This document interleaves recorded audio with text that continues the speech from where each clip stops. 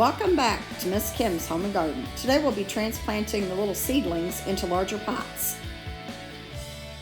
These are the seedlings that I planted on March 17th of 2021. And it's now April 7th, 2021, and this is what the seedlings look like after 22 days. These are the plastic recyclable flower containers that I'm going to use to transplant my seedlings into. I'm using a good quality potting mix that I will be adding to these green plastic containers that I will then transplant these seedlings into the green plastic containers. And once they outgrow the green containers, they will go directly into terracotta pots and be placed out into the herb garden.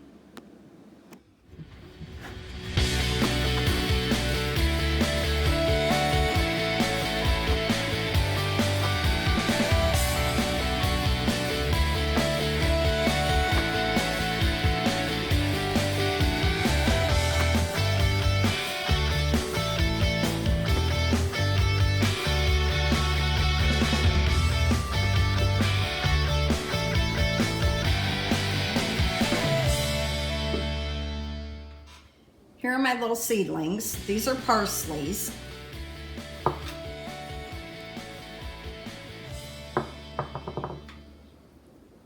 I have three. And this one only has one little parsley in it.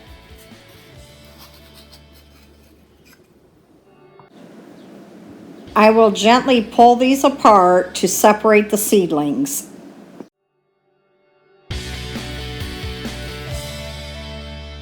It's funny, it's raining here again today. It was raining the day I planted the little seedlings. Now on the parsley, I'm actually separating each one of the seedlings and replanting them. But on the other ones, I'm not going to do that.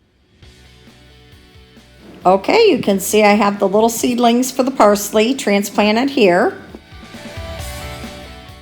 And now I have the dill transplanted and watered in.